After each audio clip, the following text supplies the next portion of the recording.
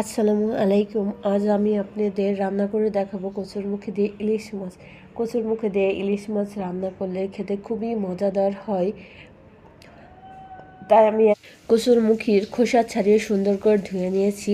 চুলায় একটা প্যান দিয়েছি, প্যানে হাফ চামচ খাবারের তেল দিয়েছি, হাফ কাপ পেঁয়াজ দিয়েছি, 4 টুকরা কাঁচামরিচ দিয়েছি, হাফ চামচ শুকনো মরিচের গুঁড়া, হাফ চামচ হলুদের গুঁড়া দিয়ে এখন মশলাটা সুন্দর করে কষিয়ে নিব যাতে তরকারির কালারটা সুন্দর হয়।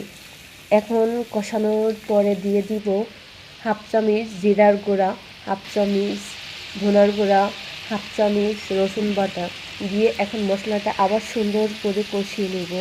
মশলা কষিয়ে এর ভিতরের মাছগুলো দিয়ে দিব। মাছগুলো দিয়ে 5 মিনিটে ঢেকে মাছটা কষিয়ে নেব।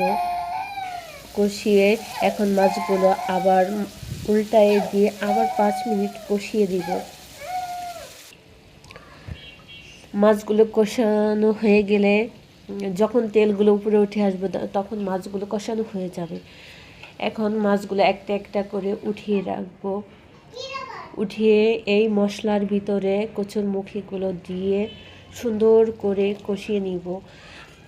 মশলাগুলো যত কষানো যাবে তরকারির স্বাদ খুবই মজাদার হবে। এজন্য এখন কচুরমুখীগুলো সুন্দর করে কষিয়ে নিব।